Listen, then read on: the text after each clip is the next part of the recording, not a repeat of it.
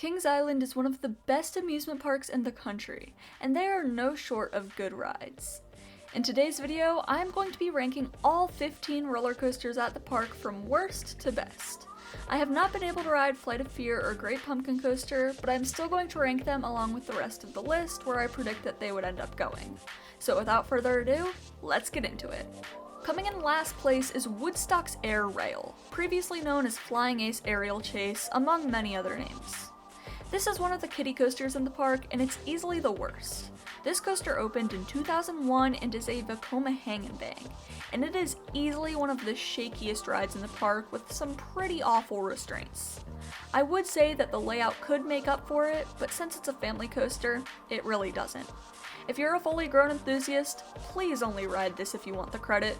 Trust me. Up next is where I'm predicting that the Great Pumpkin Coaster would go. This is currently the park's smallest coaster, and you can't get much smaller than this in terms of roller coasters. The only reason why I'm ranking this above Woodstock's Air Rail is because it probably is at least a little more comfortable. And DNF Miler can actually make even the smallest of coasters to be pretty fun.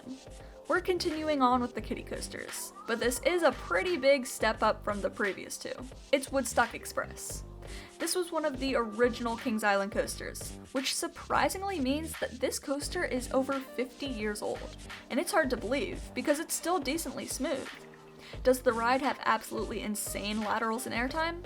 No, but it is a great stepping stone for all young coaster riders. Kings Island's newest roller coaster takes the 12th spot on this list, and if you haven't guessed it already, it's Snoopy's Soapbox Racers. This just opened this past year, and it is an absolutely amazing family coaster.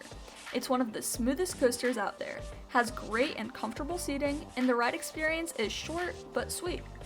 After dropping down both spikes, forwards and backwards, there is a tight turn that provides surprisingly great forces. Overall, Kings Island has a huge hit on their hands with this new family coaster, and I cannot wait to see more Vekoma family boomerangs come to America. We're finally out of the camp/Planet Snoopy areas, and coming up next is Adventure Express, one of the more recent Aero Mine Train coasters, which isn't saying much because it's still over 30 years old.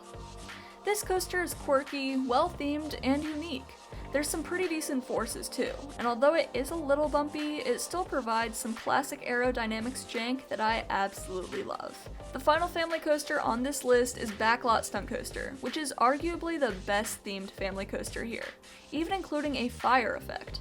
This layout has nothing too special, and the restraints are a little on the tighter side, but the two launches, along with the super intense first helix, makes it the best family coaster in the park. The 9th spot on this list goes to Invertigo, a super rare Vekoma inverted boomerang. Surprisingly, I found this ride to be smooth and intense.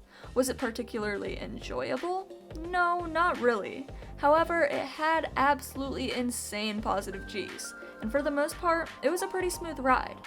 Easily, this is the best boomerang coaster that I have ridden to date, and I honestly don't see it being overtaken for a long time, if ever. Coming up next is where I think Flight of Fear will rank. The first time I came to the park, it closed down while I was in line, and on my second and most recent visit, it was down practically the whole day, so I didn't get to ride it. This ride seems to be very intense, but also not the most comfortable. At the same time, I could see this ride making me sick, as I prefer to see what elements are coming up when I'm riding a roller coaster as a preventative measure for not getting sick. However, this coaster is in the dark, which is cool, however, it does make the ride kind of unpredictable. The theming, however, is top-notch for Cedar Fair, even if it's a little outdated. Back into the coasters that I've actually ridden, the Bat is an awesome aero-suspended coaster. This is a very rare coaster model, and I've had the pleasure of experiencing 3 of them. The Bat, however, is the best of what I've experienced so far. Its short but sweet layout is packed with some insane swinging moments, and it's a fairly intense ride too. In the state of Ohio, this is clearly the winner against my first ever big coaster, Iron Dragon at Cedar Point. Although this coaster is technically 2 credits, I will bunch them together for the sake of this video.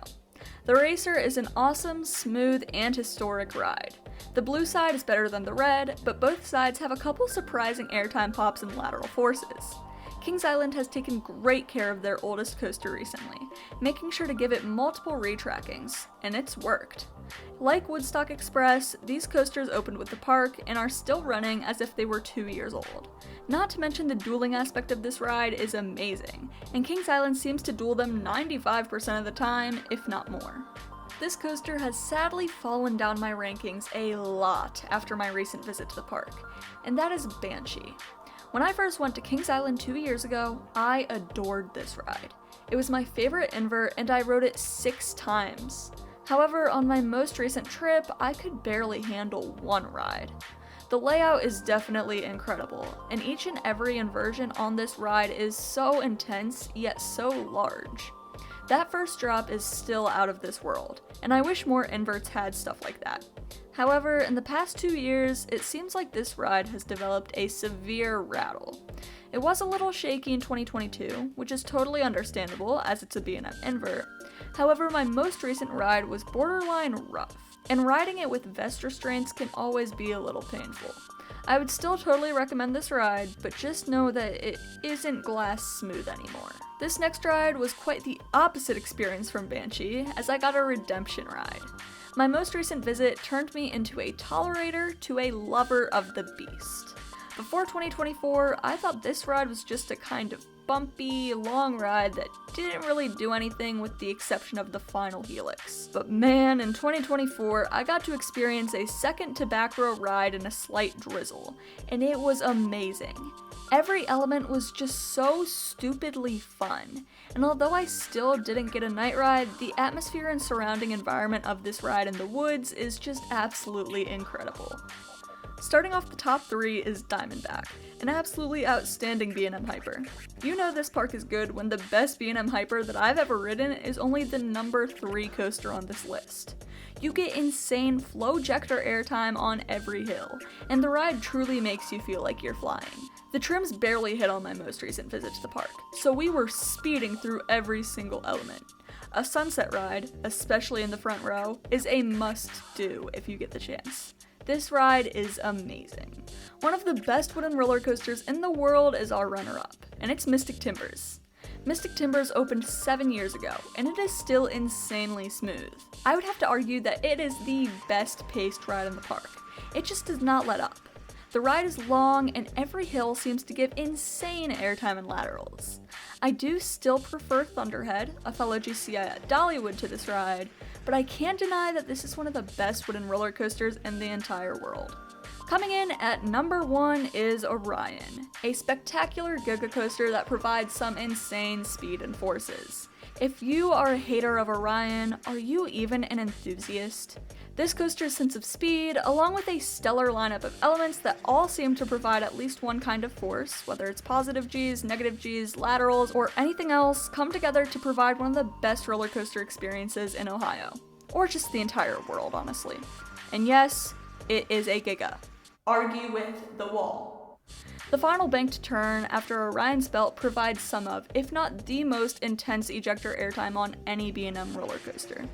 Everything about this ride is stellar, and I 100% believe that it is the best in all of Kings Island. So, what's your ranking of this amazing park's roller coasters? Comment down below. Thank you so much for watching, and I will see you in the next video.